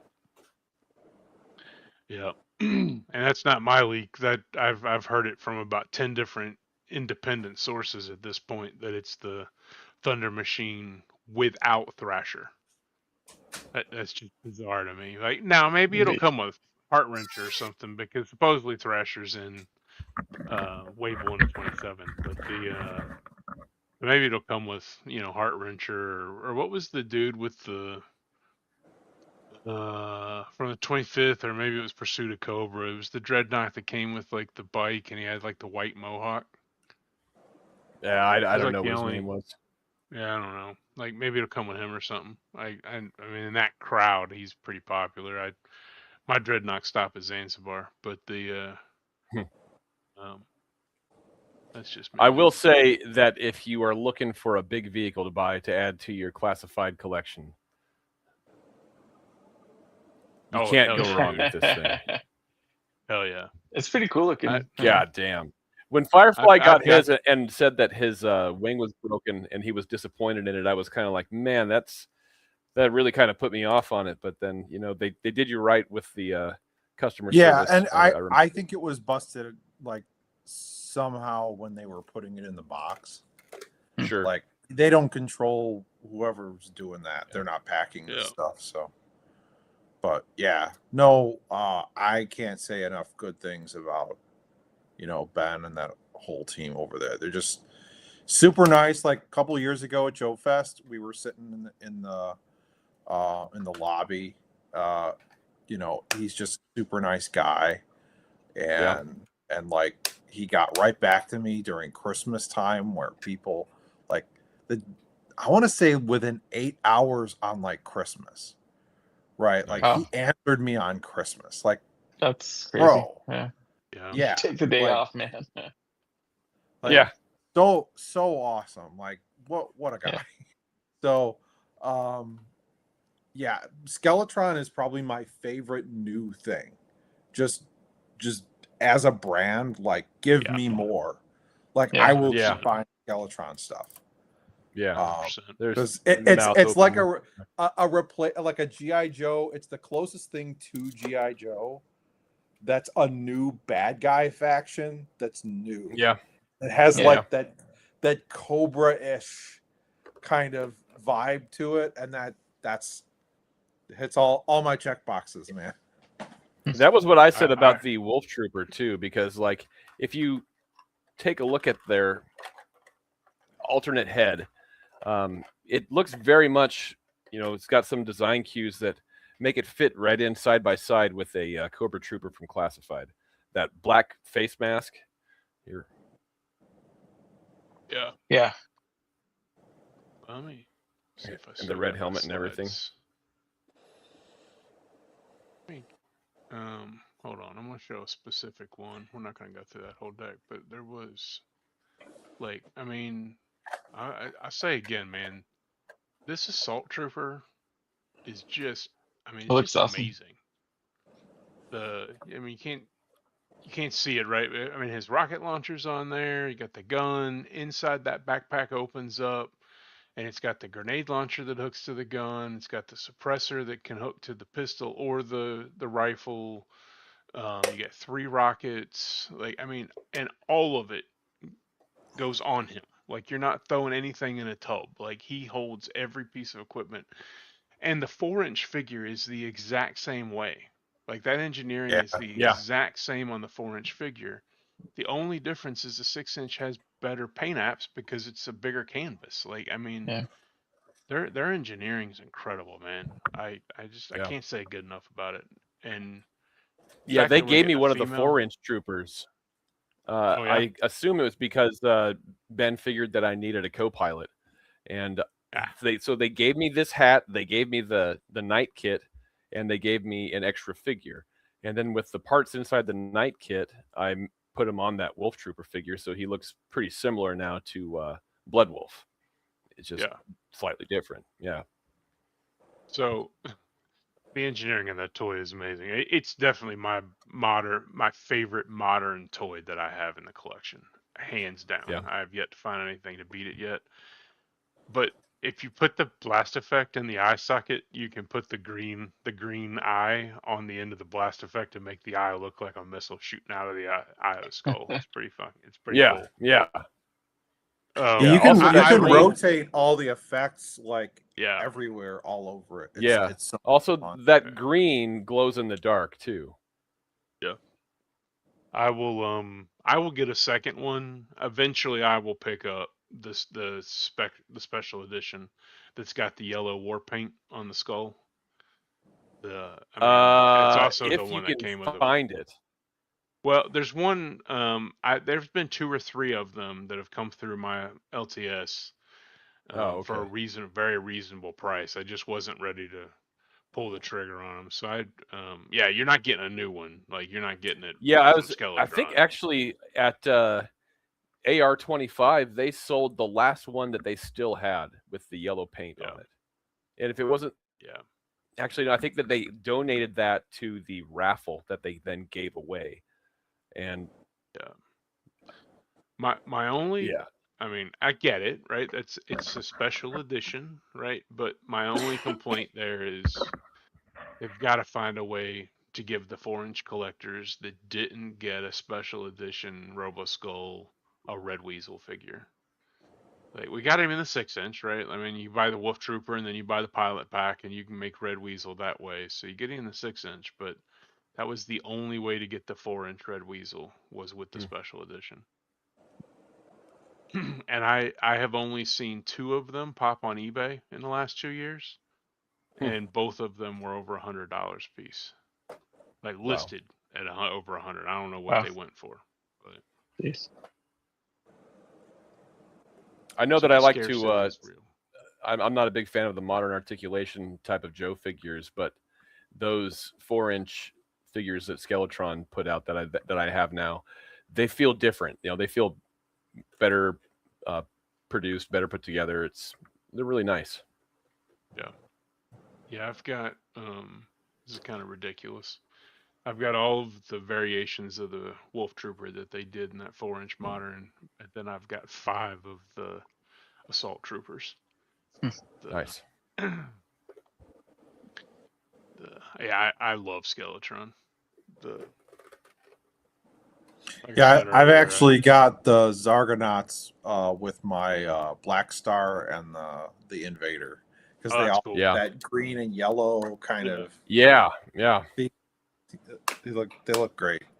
I don't know if I'll buy more Zargonauts. I'm kind of liking the black, because they the Black Star file card he had. I think I bought 4 of those guys. Yeah, they're super cool. You got one for the lizard head and one for the helmeted head. So I'm hoping that we get 6-inch Zargonauts. That'll be cool. I'm sure that they'll be coming. They're going to double up everything they can across both lines. It seems like I said, I asked them about 6-inch Yeti, and 6-inch Yeti is coming. I asked them about more O-rings. More O-rings are coming. So they're very aware that people want the option of either scale. Yeah, I would like to see something that wasn't based on the Ghost body. Now that I've seen like 3 figures that are a torso, actually 4, right? Because the Yeti body is also Ghost. But really looking forward to these. Yeah, I would. It's definitely my favorite modern toy company for sure. Did we want to do JoeFest pickups? Because I don't know that we ever did that. Let's do it. I kind of just did. I don't know. Gersh, you want to kick us off? Yeah, sure. I think I've only got 3 figures really. We've been talking about the Skeletron, so definitely big fan of these 2 figures. Hadn't picked up anything from them before, so pretty excited about that. Looking forward to seeing them at JoeFest again. Hopefully they got some additional stuff there. And then I got myself Fresh Monkey from Fresh Monkey Fiction. So I'm a big fan of these figures. I'm excited about the that guy looks the other really one they've got cool, coming man. in. Yeah, he's pretty fun. I will be right back while you guys talk. Okay. Did you have anything else, Jason, that you picked up? Yeah. I don't. They're not turned on right now, but if I were to do this, so there's where the Sky Strikers are that have the flame effects on them. Those photos you shared were awesome. Look great. Yeah, I'm a big fan of those things. God, they look awesome. Let's see. I got the Glow Patrol, both Joe and Cobra. I got enough Crimson Moon figures to make Black Major and a Werewolf Trooper and Baron Ironblood. I really like how they do that. I thought about buying the Legionnaire too, but I didn't end up going back to get him. Although I went back to that booth just to look around one more time. And the only reason to get him, of course, is that big, black bucket head for Baron Ironblood. Yeah. But I do like the black cap that he has. There is there's a guy on Etsy that is doing a 3D printed version of the bucket head for the Crimson Moon Ironblood. Nice. So and it's not $40. I literally bought that figure just for the bucket head, because that's the zombie werewolf, which I have no interest. Zombie or battle damaged? Is it really zombified? Yeah, okay. We'll go with battle damaged. I'll give it to you. To me, he looked like he had a couple chunks ripped out of him, but I guess I didn't look at him too much.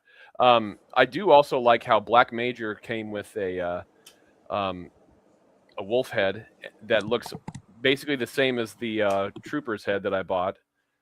So I'm probably not going to use that for Black Major, but you can put it on the Wolf Trooper, or he's got an open mouth or a closed mouth, which is pretty cool. Yeah, so I wasn't a fan of the Kilowog figure that they did, because they partnered with Loose Collector on that for their it's like a 9-inch figure or whatever, but it's not a very good buck, to be honest with you. So I sold mine very quickly. And we got 2 Fireflies. I sold mine very quickly, but I was able to take some parts, like to your point, I was able to take some parts from other ones and make my own 6-inch Kilowog based on that for the collection, and that was pretty cool.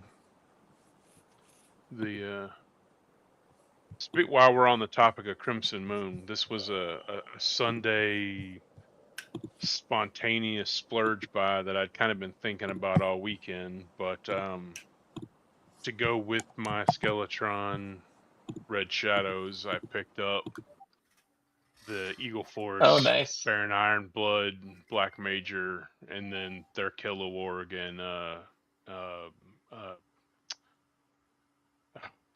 it's not Muton. Why am I the lizard guy? Can't remember his name right now. It's late and I'm getting old. But so I don't know what I'll do with them yet, because honestly I don't have my 4-inch. I don't even have my 4-inch Red Shadows on display right now. I kind of put them all away when I was going through the purge and stuff, and I just haven't gotten back out. So they may go straight in the box, but I am excited that I got them. Firefly's having issues here, I think. Yeah, I switched over to Chrome. Can you guys hear me? Yeah, we can hear you. Okay. Yeah, I every time I would re-enter, one of you I couldn't hear. So I could hear everybody until Justin left, and then I couldn't hear Curtis, and I could hear Jason. So StreamYard is doing some weird stuff tonight. Yeah, that's what's happened to me in the past. It's the same stuff that happens all the time. Hey, knock on wood, this is the best performance you've had, man. Are you using the app? Who, me? Me? Yeah. No, I'm not. I'm on my laptop, actually. Okay. Yeah. What did I miss? I tried to actually. I downloaded the app, and it's every time I tried to open it, it crashes immediately. So. No. Well, that's I don't know what to tell you. I'm glad your laptop's working. I was just showing off the 4-inch modern figures that I bought with you on Sunday. So you're up. Yeah. What? All right. So, we talked about you know, Secto number 4. Yeah. And that was my main thing that I had wanted from the show, was to get access to things at reasonable prices that I wouldn't be able to get otherwise, because we all know Secto Vipers are hard to find, right? Do they even exist? Apparently they do. I did not think they did before JoeFest this year. Yeah. And so my pickups were, I spent a lot of time at the Hidden Force booth.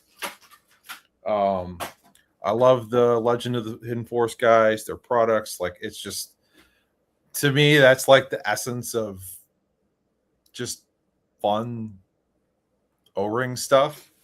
So speaking of exclusives, I picked up the BBTS and I think Entertainment Earth exclusives, which are Urkio, which is the clear guy. He even has a clear O-ring, which I thought was pretty cool. And Master Raekwon, I think, is the brown Translucent guy. one's really fun. Yeah. And so I'm going to be probably opening those on my other. I was going to do a part 2 to the video I did on Hidden Force. Yeah, so now that I have everything, and everything includes a super fun, like, stands got moved around a little bit, but this is an accessory pack of stands. And I don't know if you can see, but the stands in there have angular stands. That's so cool. Yeah, they look really cool. Stand. Yeah, they have so a you wedge have, that goes in between the stand and the foot. Yeah. Yeah. So he said they're tapered. So I'm going to probably actually do 2 videos. I'll probably finish the Hidden Force one. And then, of course, this awesome thing, which is a sample figure stand and then a bunch of accessories. So there's awesome, like ninja weapons, and they're all like the Lego compatible stuff. So, you know, super exciting. And then, you know, my favorite figure of all time, Mr. John Earl.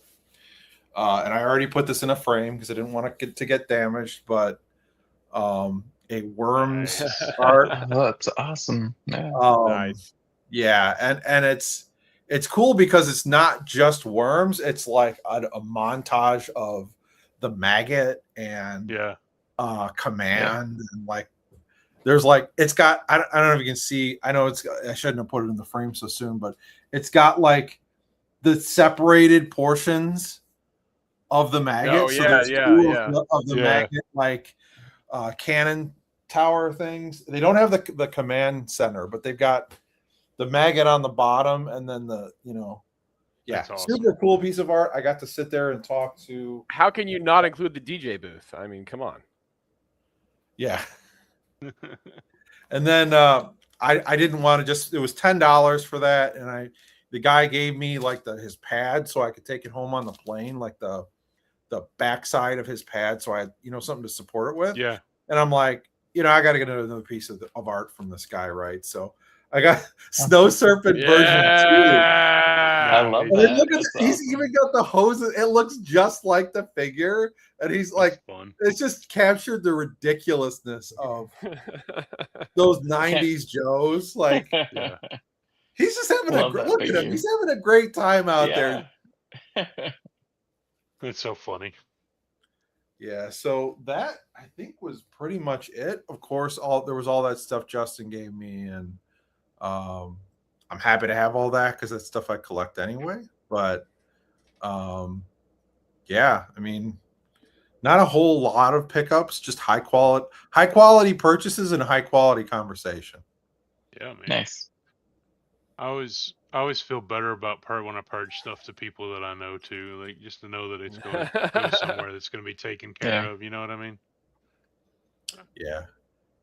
Yeah, you actually helped me. I didn't realize the number I had, but I have now 5 Wolf Troopers and 1 Skeletron. So nice. I'm like exactly on the number I need to be. There you go, yeah. The Astro Viper and the Wolf Troopers, I'm now like at my cap. Nice. Very cool. That's awesome. Very happy about that. Yeah, between the 4, Zargonauts and then 2 Wolf Troopers. I have 1 Skeletron, 1 Zargon, 3 Zargonauts, and 1 Wolf Trooper. So there's my 6, right? It's a mixed squad. Yes, sir. It will be interesting to see what the next O-ring they put out is. Like, are they gonna? Because they said they were gonna try to hop around. So will it be? I mean, you assume it's gonna be the Assault Trooper, right? Since they've done it in 4-inch modern and 6-inch now. Maybe. Maybe they Maybe drop it'll be that Siberia in O-ring form though first. So There you go. or maybe they'll go, somewhere else and they'll do like a version of Muton or something. I would really like that Geyer Wolf character. Yeah. Yeah. Silver. yeah. And that's the same torso as the other 2. Yeah. Because like So, Yeti and wouldn't be Ghost have surprised the same torso, but then Zargon and Skeletron have the same torso, right? Right. That Geyer And there's Wolf also comes- that the green like a jungle trooper version of the Wolf Trooper as well. Yep. Yeah. Yeah, it's a lot of fun too. It's got Looks a great. really good camo. Yeah, there you go. I mean, Yeah. the camo pattern Yeah, on that that is guy. probably the best camo paint app we've seen on a 6-inch figure. I mean, it is incredibly detailed. He looks great. Yeah. And he's camo 360, like all the way around him. And they didn't pull the Hasbro. Let's just put it on the front. Yeah.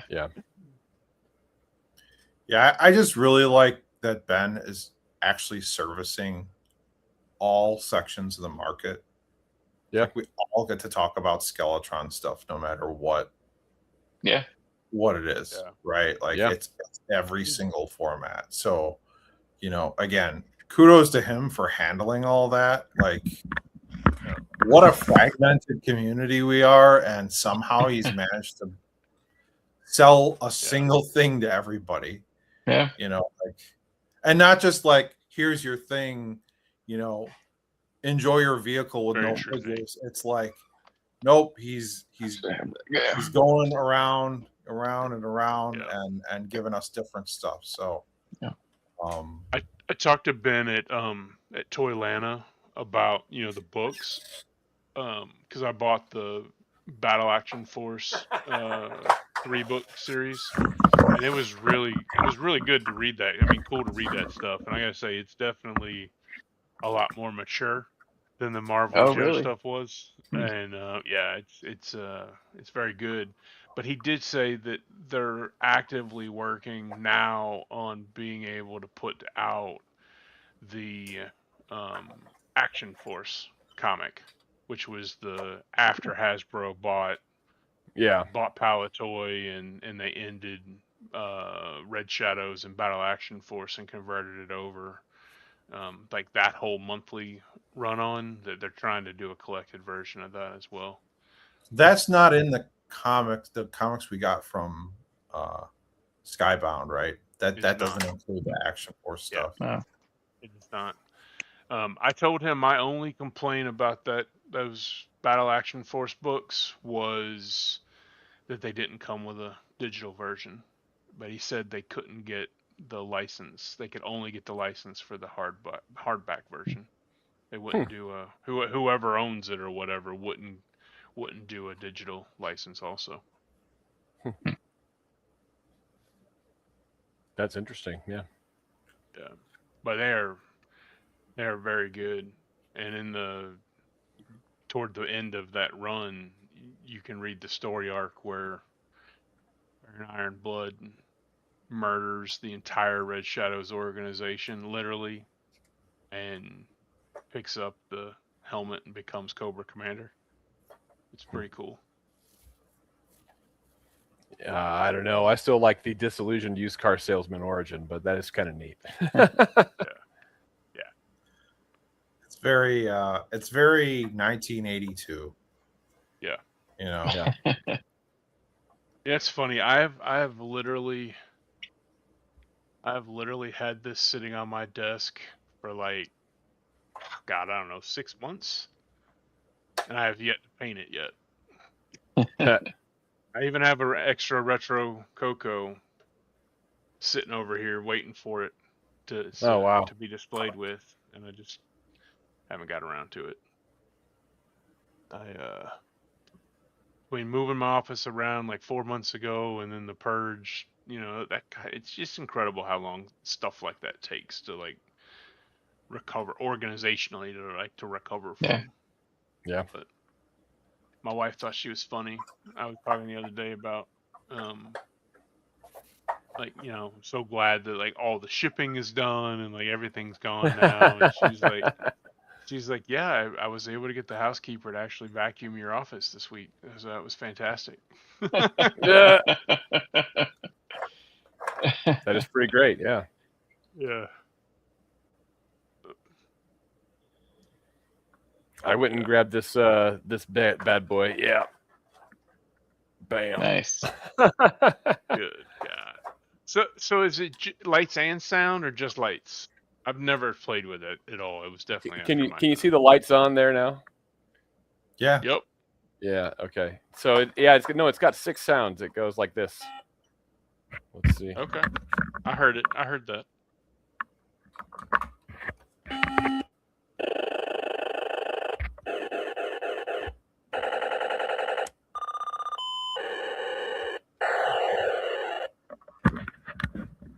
I mean, did you hear all those? Man, yes. Yeah. Seriously, that would have been a badass toy to have as a kid. I haven't heard those sounds in such a long time because my buddy that gave me all of his Real American Hero stuff had a General, but it was broken. Like it was a nasty shape, but there were batteries in it, and so he's like, it still works. Look, wow. I'm like, it was sitting in your garage, dude. It's nasty. Like Bobby has a fantastic question for today. What are your guys' thoughts on Danny McBride's statement the other day about his new Joe script? I'm the first time I read that he was involved with making that script when they were going to do the Danny McBride script and then someone else doing a script and then they were going to try to mash them together. I thought that sounds like a terrible idea. Yep. I do like Danny McBride a lot in Vice Principals and in pretty much anything I've ever seen him in. I haven't watched that one, what's it called? The Foot Fist Way, which is kind of like his, I think, self-produced and a very indie movie. I think it's great. I think that with the statement that he put out, like about how he wants to, he's a GIJoe fan, like other people were Star Wars kids, but he was a GIJoe guy. That's very encouraging to me. Yeah. And it seems a lot more authentic than like Kevin Smith saying that he couldn't wait to do He-Man, because I had seen an interview in the past where he knew nothing about He-Man when someone brought in some He-Man stuff to his toy store one time, back when that was a show. And so I'm like, he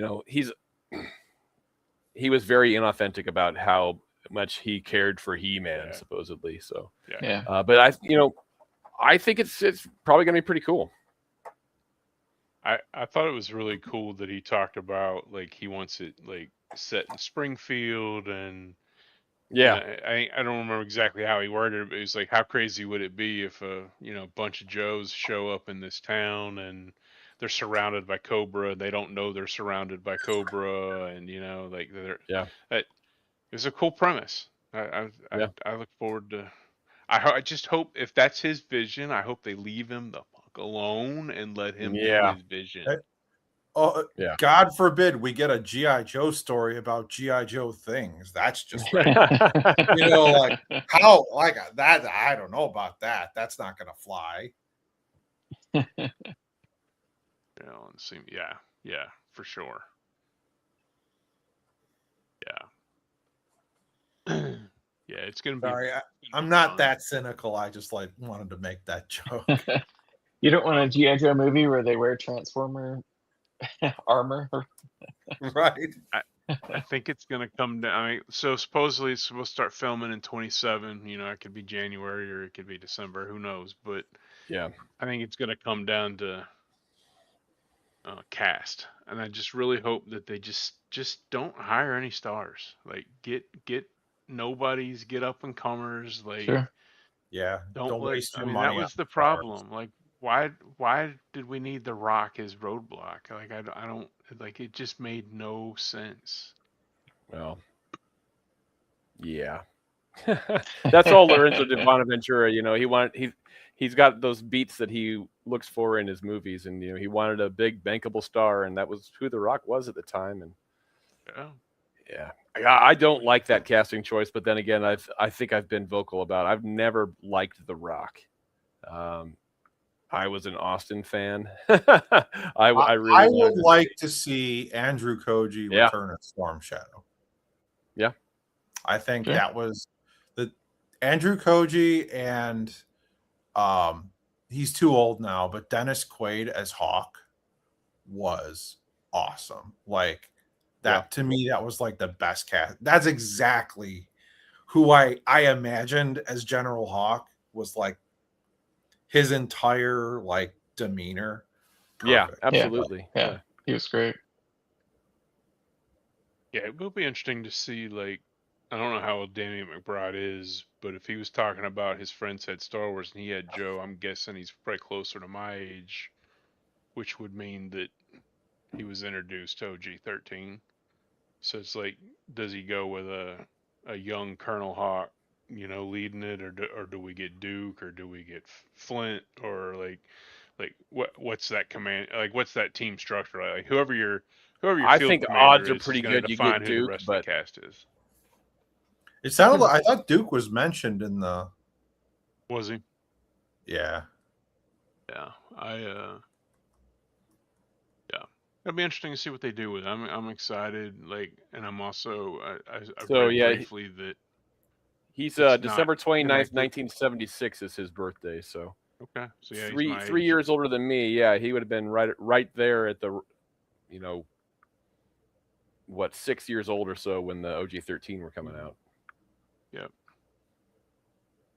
Yup.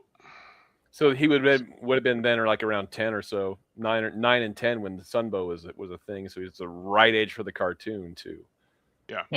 And he mentioned both comic and cartoon as inspiration. Yeah. Cool. So okay, if there has to be a romance, who is the romance? Is it Duke Scarlet, or is it Snake Eyes Scarlet, or is it a love triangle? It's Shipwreck Cover Girl. Yeah, there you go. Shipwreck at any port in a storm. Nice. I'm going with Destro. Shipwreck never is actually part of GIJoe in the movie. It's just a bunch of asides with Shipwreck, like striking out. I believe I knew your mother, son. This is kind of random, but like when I did my most recent read through of the Marvel stuff when the compendiums came out, like in my head, I always had it that like Baroness was always the one that was like super loyal to Cobra and the Cobra cause. She was not. She was a treacherous bitch from the get-go, man. She really was, yeah. So anyway, well, guys, we're at the 2-hour mark. Yeah. I want to be respectful of everybody's time. Yeah, I need to go out and maybe light off a few more fireworks tonight. So. All right. Yeah. My neighbors finally ran out of steam, so it was great catching up as always. Fun to we'll talk offline about when we want to get back in the rhythm and do this again. But I mean, we're SDCC is right around the corner. I think the 23rd, I think. Yep. Lots of stuff to talk about. There was, and also that. So one more thing, we've talked about the O-ring stuff, but there was another kind of leak thing that came in that wave where they talked about wave 2 of the 250th. Thanks, Nate. Which was we're going to be seeing the next wave should be in July. Oh, nice. Next standard wave. So wave 11. Wave 11. Oh yeah, and I'll mention there too. I asked Brian Flynn one question that was very important to me, and he told me to wait until August for Fatal Fluffies. Okay. I asked if there was going to be a restock on those. He said wait until August. So hopefully that means maybe we'll get them with the small fatal fluffies too. There's a possibility of that. That would be cool. Yeah, that'd be fun. Maybe you'd use the classified little one. Be a little big, but you use him with everything too. He looks Sunbow, so you could do it. You have to order one to do that first. So yeah. All right, guys. Been a pleasure. Everybody, thanks for joining. Replay Squad, appreciate you in advance, and we'll see you guys next time. Yeah, thanks everyone. Bye.